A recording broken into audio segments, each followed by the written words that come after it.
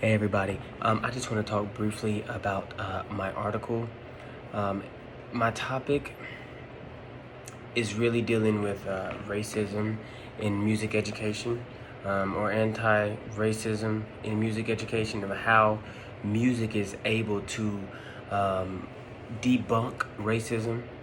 The title of my article was called Unlearning Whiteness, Rethinking Race Issues in Graduate Music Education. So, being that we are going through a revolution right now, a big awakening, I'm gonna use the word again, revolution.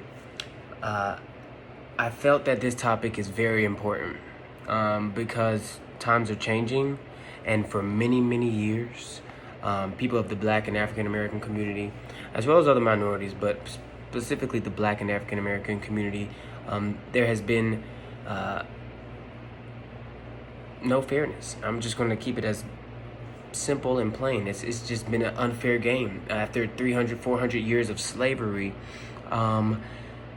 we weren't given an equal starting field, an equal playing game. We weren't given anything similar to our white counterparts who were once our slave masters that had years of equity and years of money and land and things being passed down in their family for generations.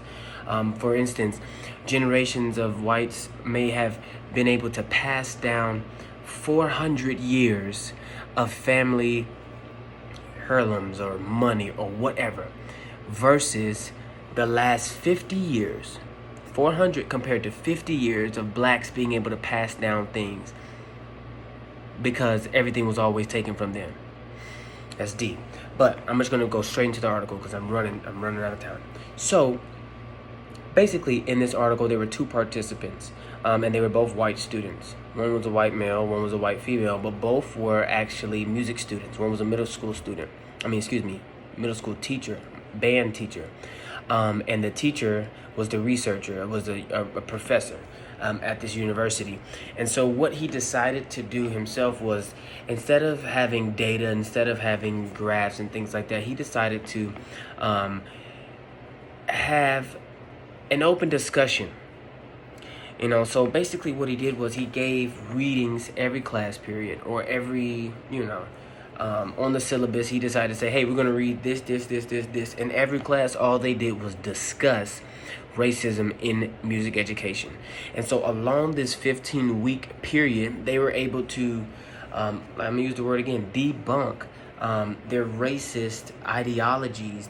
And they didn't even understand how these things, or how their actions were rooted in racism, and that they came from an oppressive mindset.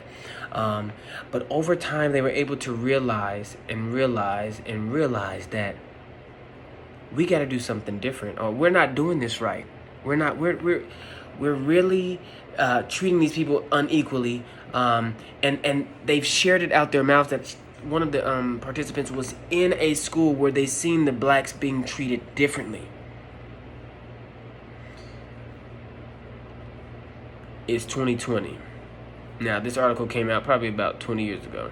No, excuse me, in 2007. But the Civil Rights Act was in 1960s.